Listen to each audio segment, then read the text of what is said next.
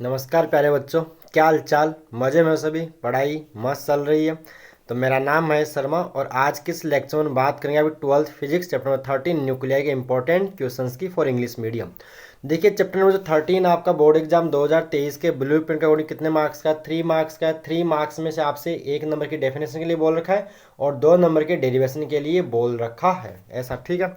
तो देखते हैं कुछ इंपॉर्टेंट क्वेश्चन। तो आप अगर ये क्वेश्चन कर लेते हो तो आपका बोर्ड एग्जाम क्वेश्चन अपने आप ही हो जाए। तो इन सारे क्वेश्चन आप तैयार कर लीजिएगा। यहाँ मैंने क्वेश्चंस लिखे हैं और लास्ट में एक न्यूमेरिकल दिया जो डेरिवेशन टाइप आप समझ लीजिएगा, उसको मैं सॉल्व करवा दूंगा। तो एक फर्स्ट क्वेश्चन क्या बोला आपको? फर्स्ट क्वेश्चन है what does mean by mass defect. तो मास डिफेक्ट क्या था आपको बताना है और establish relation between mass defect and nuclear binding energy. E B जो आपका आइंस्टाइन मास एनर्जी रिलेशन है, is equal to M C square से, तो ई बी क्या होगा? Delta M into C square, where delta M is the mass defect, ठीक है, and nuclear binding energy and hence the write the expression for binding energy per nucleon, जो क्या होता है? E B by A, binding energy upon mass number ही क्या होता है आपका? बाइंडिंग एनर्जी पर न्यूक्लियन होता है। तो ये आपको क्वेश्चन तैयार कर लेना है।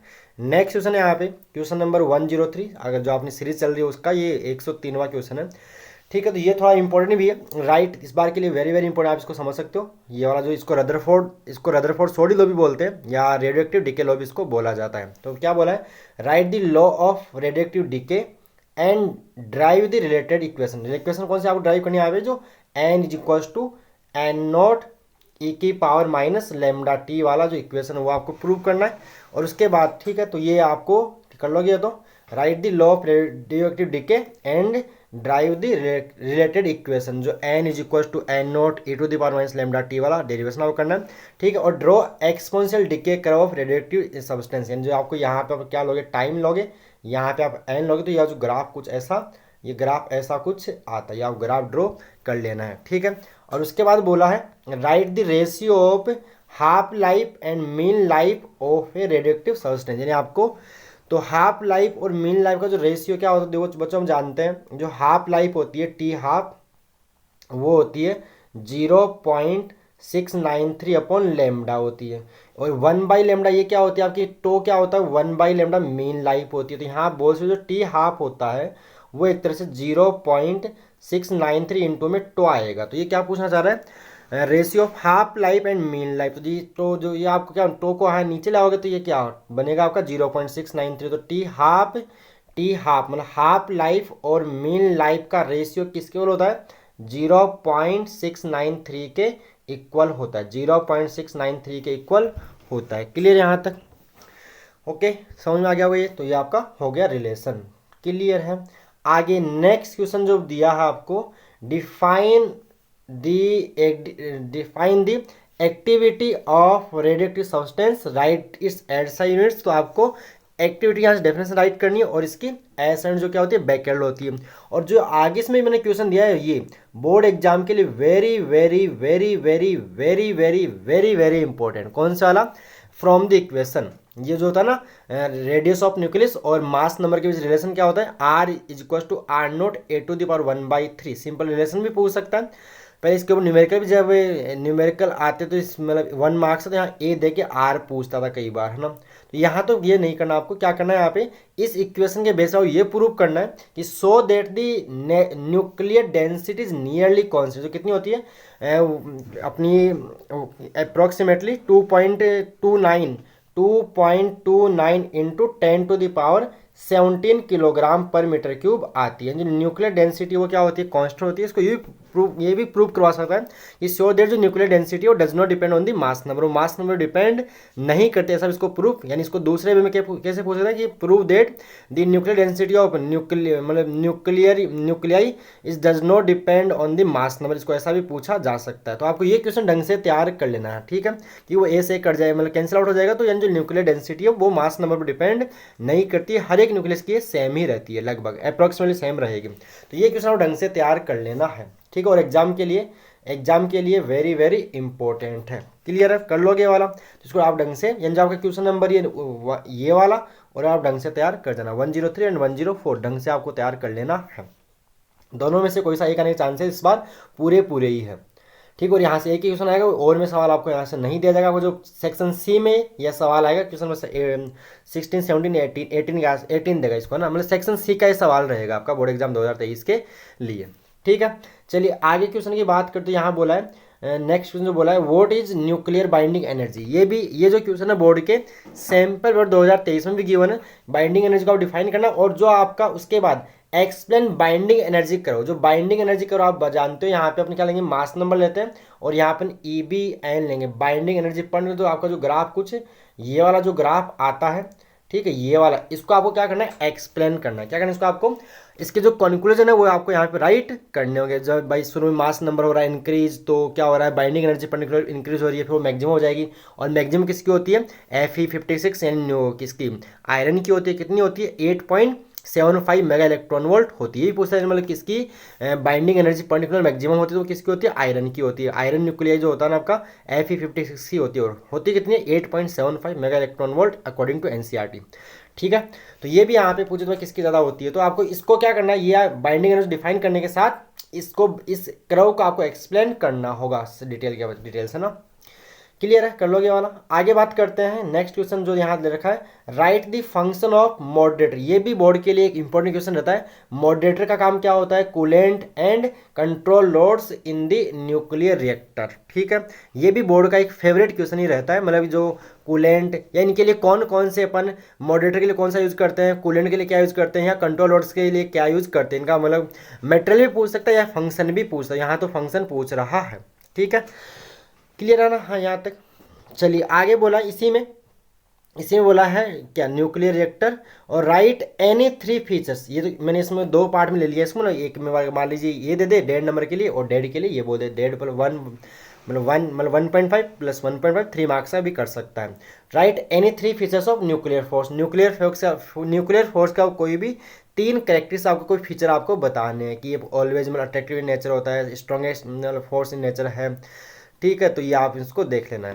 तो इसके 3 features of nuclear force. Clear है, चलिए आगे क्वेश्चन की बात करें तो define half life of radio active substance, यानी हाफ लाइफ की डेफिनेशन आपको कर लेनी है।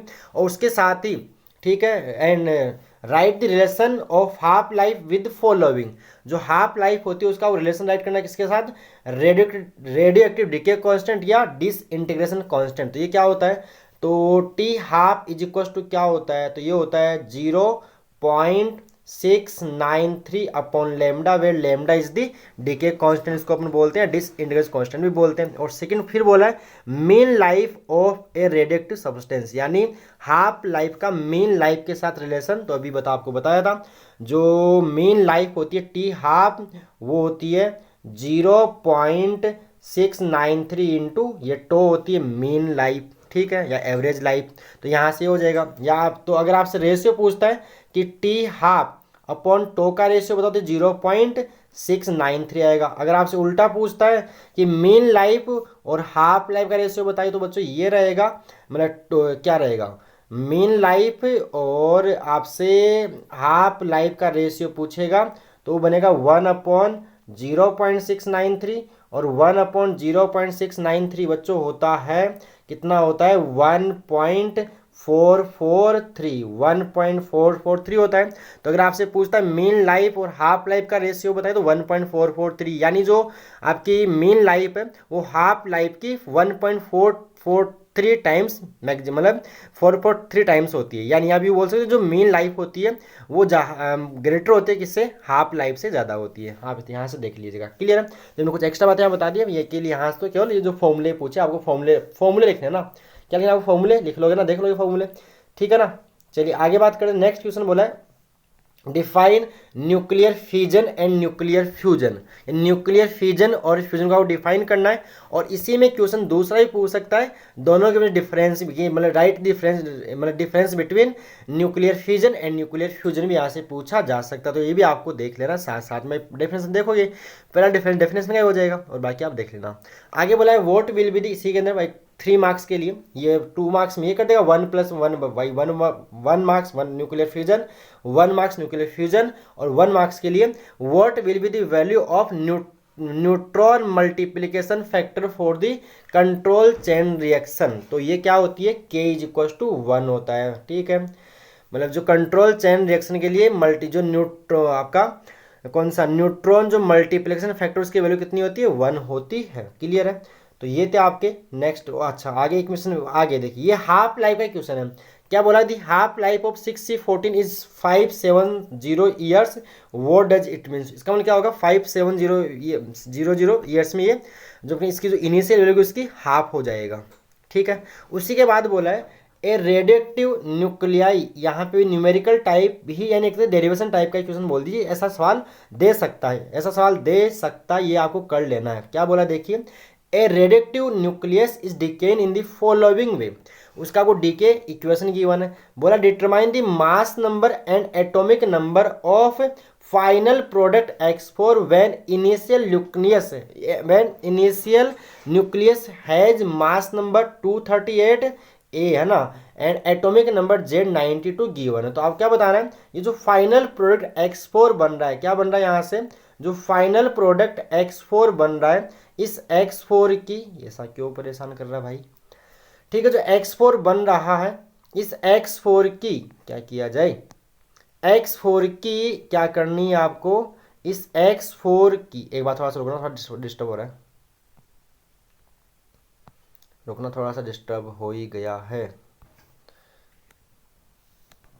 परेशान कर रहा है भाई। तो देखिए किस क्या करना है, इसकी जो फाइनल प्रोडक्ट X4 इसकी क्या बताना अपने को, इसका आपको बताना है मास नंबर क्या रहेगा और इसका एटॉमिक नंबर क्या रहेगा। देखिए यहाँ पे ZX से गिवन है। देखिए यहाँ बच्चों इसको कैसे रखना, आपको यहाँ करना, आपको यहाँ रखना है 92, ये जो X है, X बोले यूरेनियम होता है ना, मैंने यूरेनियम लिख दिया, क्या लिखोगे इसका, Z की जगह 92 करोगे, यहाँ लिखोगे 92, यहाँ लिखोगे आप 238 राइट करोगे। जब अल्फा डीके होता है तो अल्फा डीके में जो मास नंबर हो तो 4 से क्या होगा, डिक्रीज हो जाएगा, और एटॉमिक नंबर 2 से डिक्रीज हो जाएगा। तो यहाँ क्या आएगा, देखिए बच्चों, यहाँ आपको मिलेगा 90 और यहाँ आ जाएगा 234 आएगा। ठीक है, ये इक्वेशन आप ऐसे राइट कर देना यहाँ पे, मास नंबर के साथ और एटॉमिक नंबर के साथ ऐसे। फिर आई देखिए यहाँ पे फिर क्या कर रहा है, बीटा माइनस डीके। तो बीटा माइनस डीके में मास नंबर में तो कोई चेंज नहीं होगा, जबकि जो एटॉमिक नंबर है वो 1 से इंक्रीज हो जाएगा अगर बीटा माइनस है तो, और बीटा प्लस में एटॉमिक नंबर 1 से डिक्रीज हो जाएगा और मास नंबर में कोई चेंज नहीं होगा। तो यहाँ बीटा माइनस करवा रहा है तो इसकी क्या हो जाएगी, 91 एटॉमिक नंबर, और मास नंबर चेंज होगा नहीं, 234 ही रहेगा। फिर से क्या हो जाएगा, अल्फा डीके, अल्फा डीके में एटॉमिक नंबर 2 से क्या हो जाए, डिक्रीज कम हो जाए, तो यहाँ कितना आएगा, 89 आ जाएगा, और यहाँ मास नंबर 230 हो जाएगा। बोलो क्लियर है। अब गामा करवा रहा है तो गामा के अंदर ना तो मास नंबर चेंज होगा और ना ही एटॉमिक नंबर चेंज होगा, तो इसका जो X4 है उसका एटॉमिक नंबर क्या होगा, 89, और मास नंबर क्या रहेगा, 230 रहेगा। तो फाइनल प्रोडक्ट का जो एटॉमिक नंबर है वो आप लिखो, hence atomic number of final product Z=89 and mass number =230 आप लिख देना। ठीक है, तो इस टाइप क्वेश्चन भी आए तो आप देखना, यहाँ मैंने न्यूमेरिकल, मतलब ये न्यूमेरिकल टाइप ही है एक तरह से, लेकिन डेरिवेशन में इसको उठा के दे सकता है। ठीक है, क्लियर है कि नहीं। और न्यूमेरिकल मैंने यहाँ से जो हाफ लाइफ के वैसे जो पहले न्यूमेरिकल आते थे वो मैंने यहाँ पे लिए नहीं है, क्योंकि न्यूमेरिकल के लिए बोला हुआ नहीं है। ठीक है, अगर आप सेफ रहना चाहते हो तो आप इन क्वेश्चन के साथ साथ आप PYQs कर लीजिए। हालांकि जो मैंने क्वेश्चन लिए हैं वो PYQs ही लिए, लेकिन ध्यान में क्या रखा है, बोर्ड एग्जाम 2023 का ब्लू प्रिंट को ध्यान में रखते हुए मैंने PYQs ही आपको दिए हैं। क्लियर है कि नहीं। तो ये आप क्वेश्चन कर लीजिएगा। अब आपका रहा चैप्टर नंबर 14 सेमीकंडक्टर, जो भी मैं आपको कल तक अपलोड कर दूंगा, यानी कल मतलब आज 13 मार्च, 14 मार्च तक मैं उसको अपलोड करके आपको दे दूंगा। ठीक है, ओके प्यारे बच्चों, धन्यवाद।